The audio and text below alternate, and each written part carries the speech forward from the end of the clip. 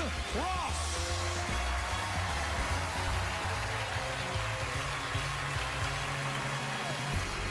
Thank you, you're very kind, thank you. Welcome to Penn and Teller Fool Us, the only network show that doesn't ask you to believe in witches, dragons, wizards, or all that other cool stuff in Tom Cruise's religion. And speaking of little Tom, all our acts tonight face a real-life mission impossible. They have to try to fool two of the greatest magicians of our time. Now, should they manage to achieve that incredible feat, they will earn a starring guest spot in Penn and Teller's long-running Vegas spectacular. Now let's meet the men whose legend is even bigger than their billboards around Vegas, and they're huge. They're enormous, much bigger than Chris Angel's. Here's a tiny. Please go crazy for Penn and Teller.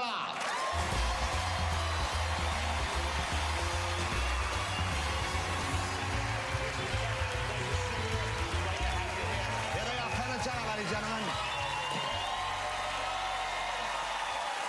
Backstage, I've spoken to some of the guys. Some of them are very, very nervous. Some are sweating, some have the heart racing. One or two said they've lost the ability to speak. Have you ever been nervous in that way?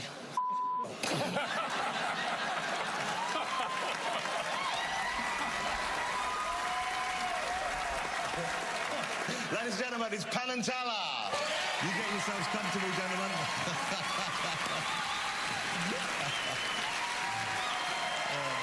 Penn and Teller. Let's meet our first potential fooler.